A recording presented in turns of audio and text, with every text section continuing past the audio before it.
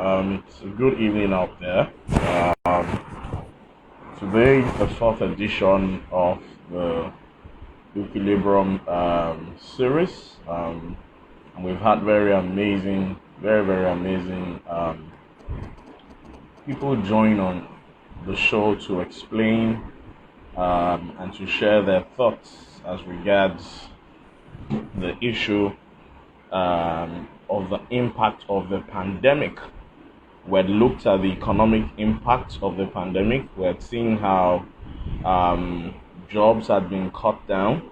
We've seen how challenges in between organizations and their employees had to take a very funny end. I've seen a couple of people who have been asked to go on unpaid leave. Some people had projected incomes, they've taken loans.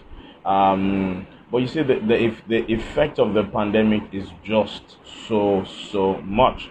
I think it's just being unfair and being insincere if our country and our nation, people are not paying the right attention, especially government is not paying the right attention to the impact of the pandemic. We can't deny the impact of this pandemic.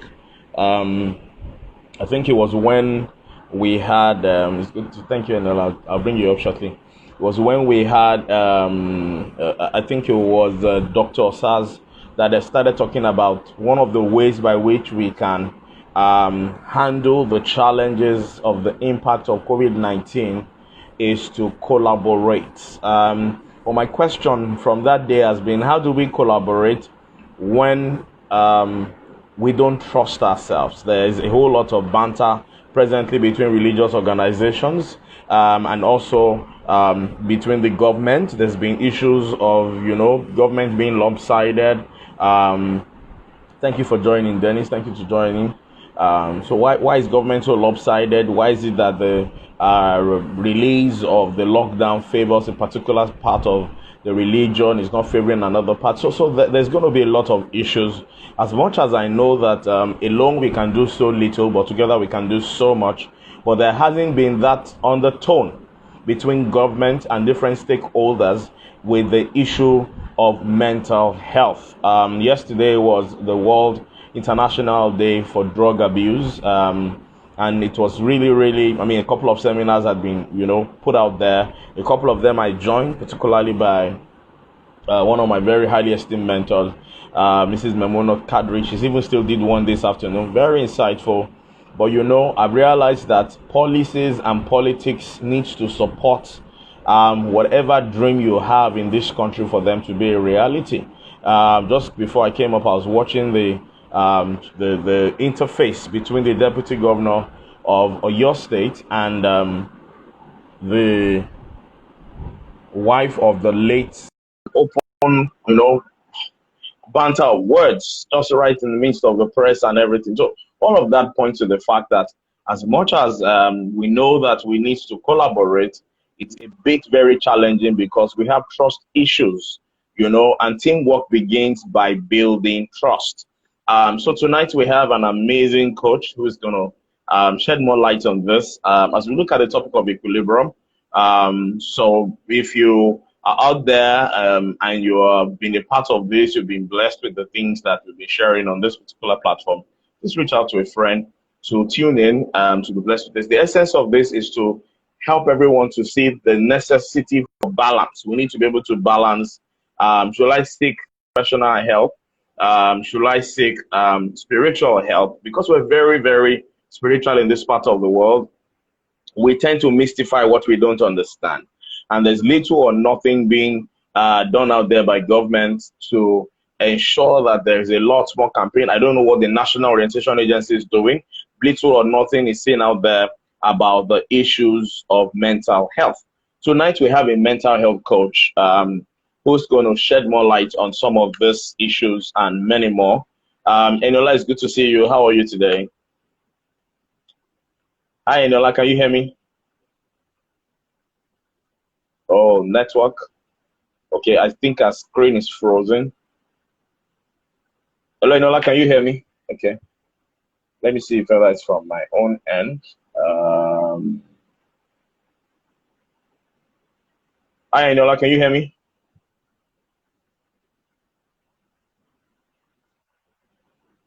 Okay, can you hear me now? Oh, I guess it's network. So while she's trying to sort out the issue of the network, can you hear me, Eniola? Okay, so uh, just because before she comes up, I also had mentioned that there's so much noise about the impact of COVID-19, so much noise about the figures. But you see, there is a noiseless effect of COVID-19 that no one is saying about. And the noiseless effect talks about the impact of COVID-19 on the emotions of people, on the minds of people, on the mental health of people, family, individuals, and collectively. Eniola, can you hear me now? Network issues. Okay, so Annie, if you can hear me, can you? Oh, okay. So I'll make a. Please request again. I'll just add you. So I was talking about the fact that we've got to collaborate to deal with this menace of mental health that is rising.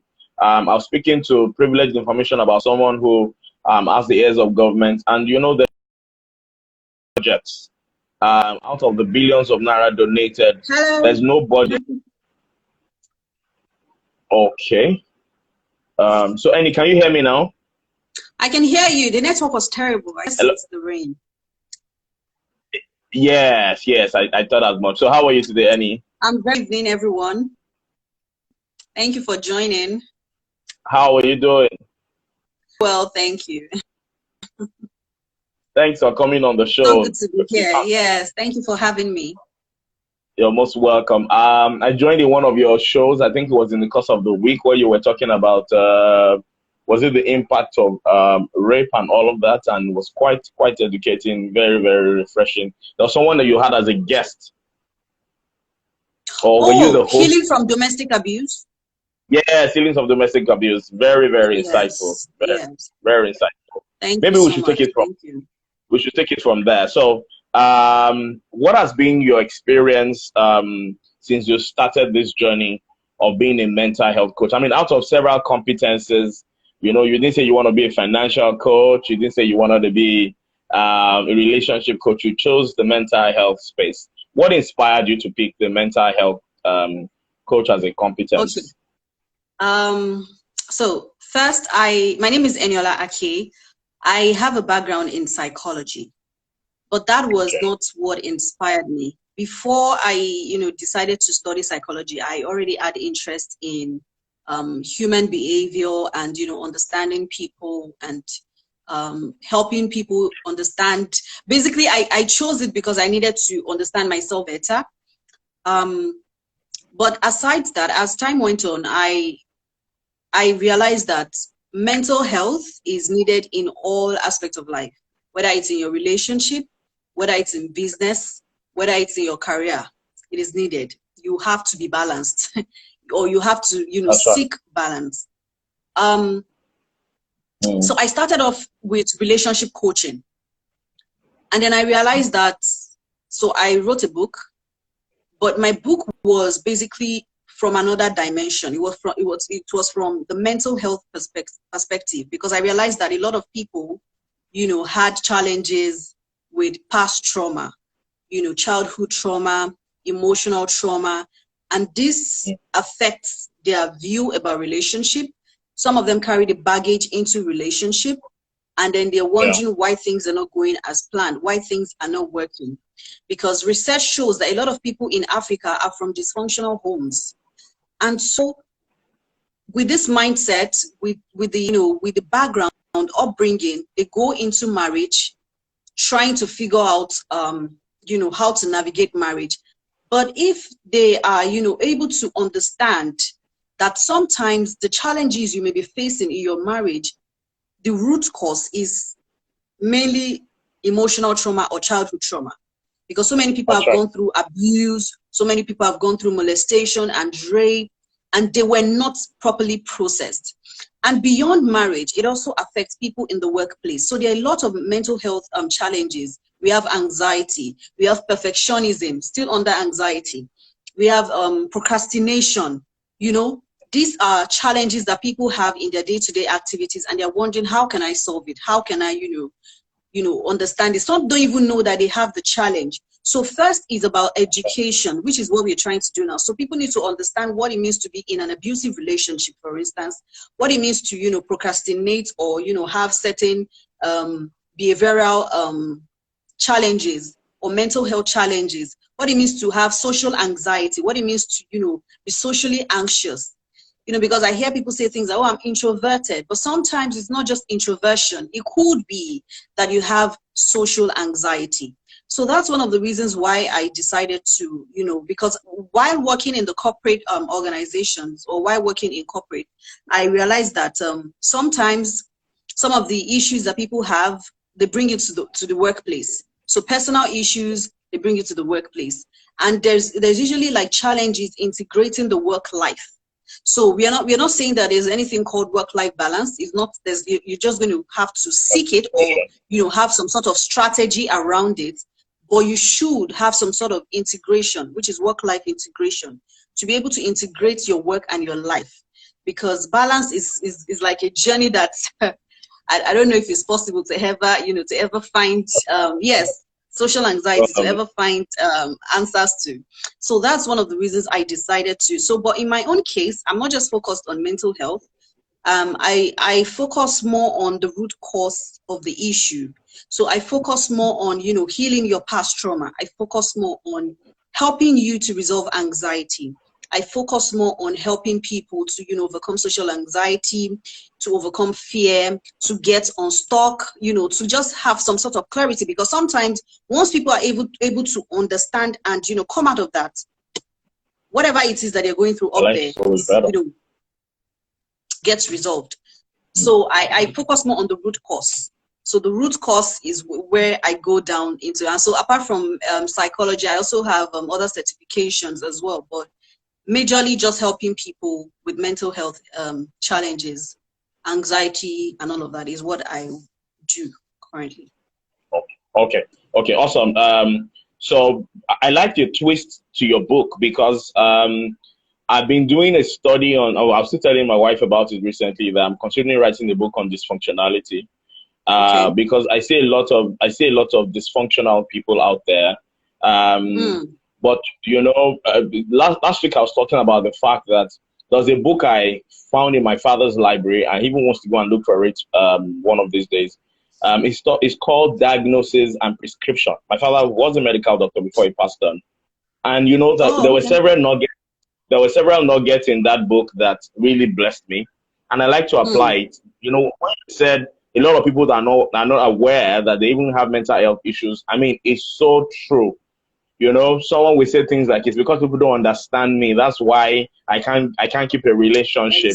Exactly. So when you don't get the diagnosis right, there's no way you can get the prescription right. So exactly. Having said that, what do you think? We're in the same space. What do you think can be done collectively? What can we do collaboratively to first even increase that awareness? Because living in Nigeria alone is traumatic. Okay, Yes. and a lot of people have unresolved trauma, but they're not even aware. Some people even mystify it. They say spiritual attack. So what do you think can be done to increase awareness, and what do you think can be done to help people who have unresolved trauma to heal collectively?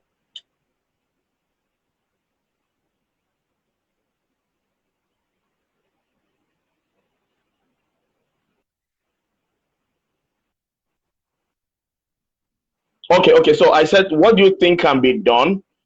What do you think can be done? Number one, to raise awareness. Okay, so I said, what do you think can be done to raise awareness on people who have unresolved trauma, and what can be done to help people who have unresolved trauma to first know they have it, and also know how they can heal from it?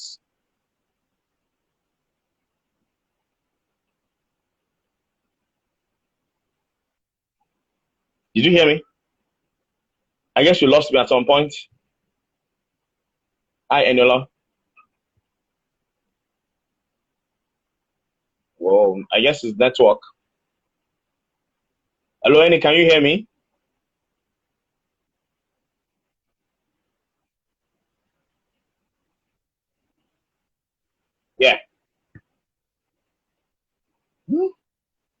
network is horrible.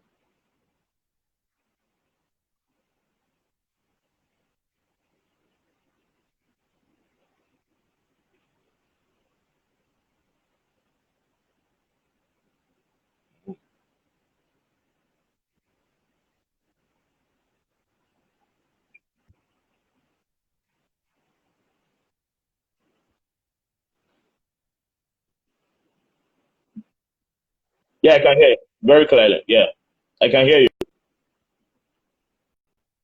Yes, I can hear you. I can hear you, Eniola.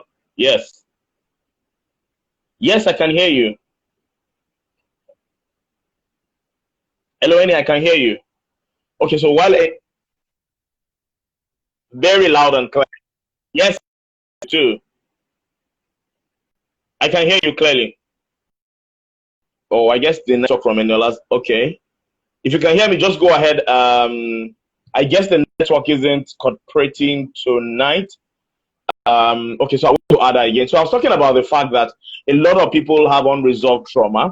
They take that trauma into their marriage. They take that trauma into the workplace.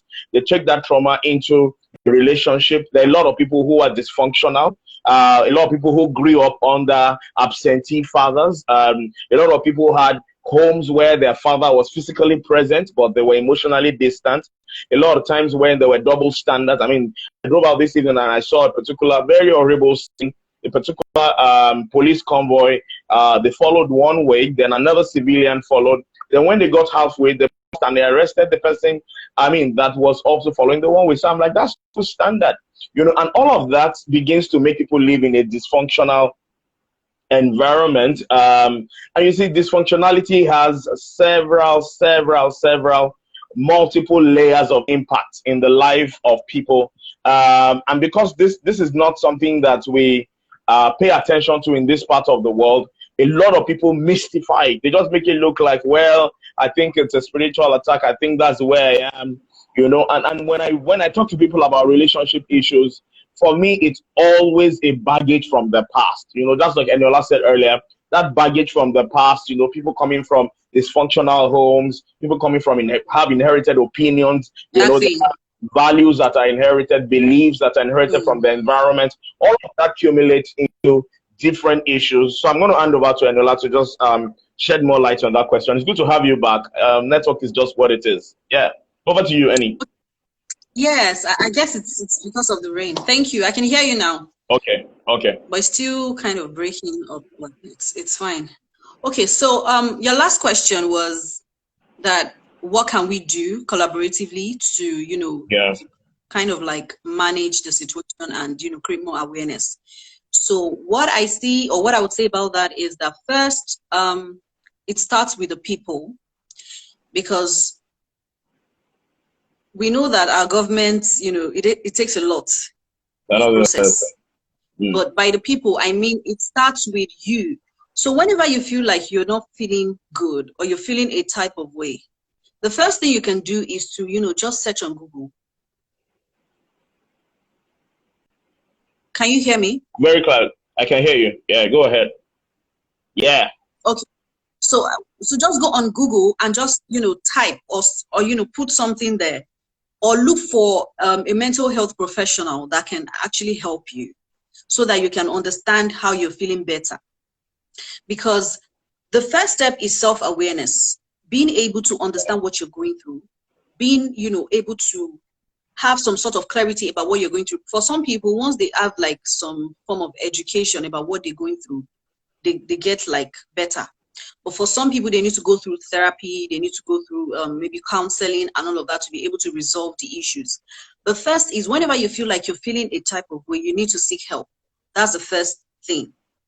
But now, what can we do to create more awareness? I know that a lot of mental health professionals out there that are talking about, you know, these issues, but because of the stigma attached to mental health, because of the, you know, the victimization and the fact that our religious organizations are not helping at all, although they are getting better, there's still a lot of work in that aspect. It requires a lot of work and patience too, because sometimes when you're trying to help people, you know, understand how they are feeling, they may be taking you through Bible verses or taking you through what their pastor said. about their mental health. So, but I feel that a lot of pastors, a lot of religious leader awareness on this. And one of the ways you can do that is to bring in mental health professionals to your church.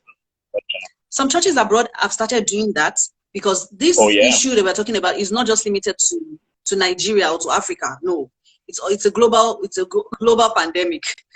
It's a global issue. It's a global pandemic. But some religious organizations, abroad are beginning to bring in mental health professionals to the church.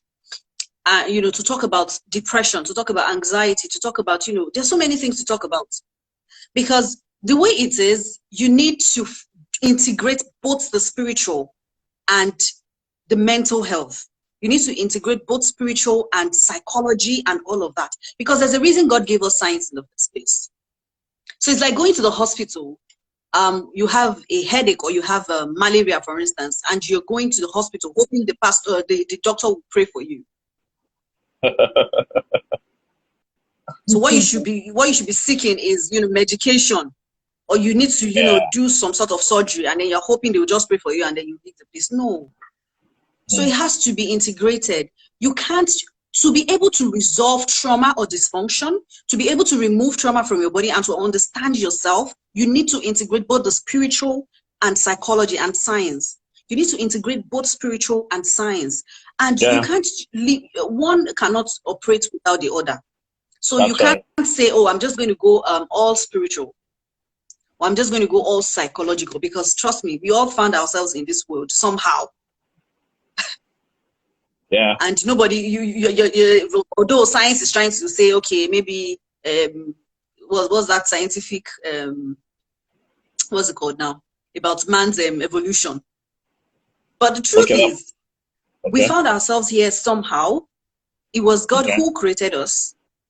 So it's some sort of clarity in that aspect. There's only little that we can do as individuals. There's only little we can do as a people. We can help, right? But there is also a place for God. There's also a place for spirituality and faith.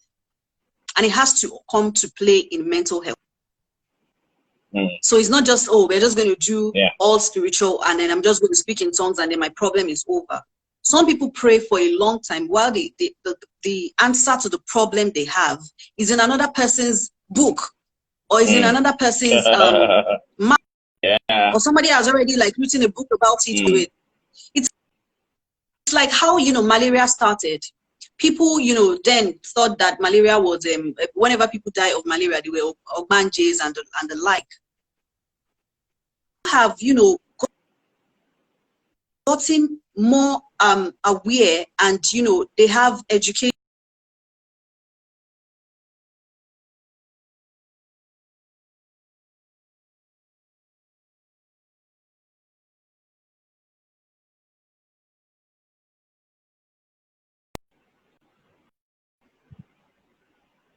Is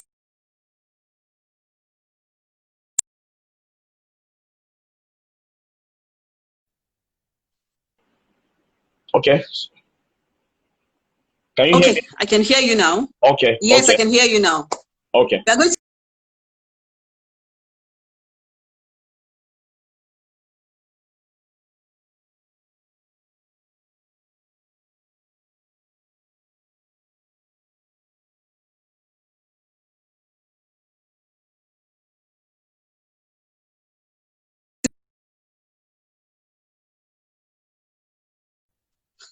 So in your life, you can hear me. Just let me log out, please. I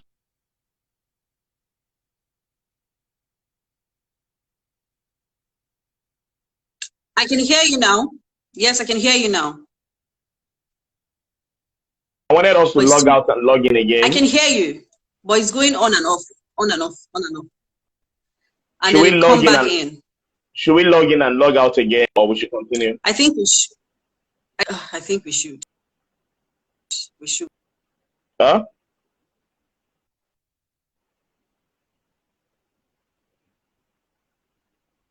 Okay, so Enola was trying to explain the fact that we need collaboration. We need both the spiritual and the physical and this professional solution.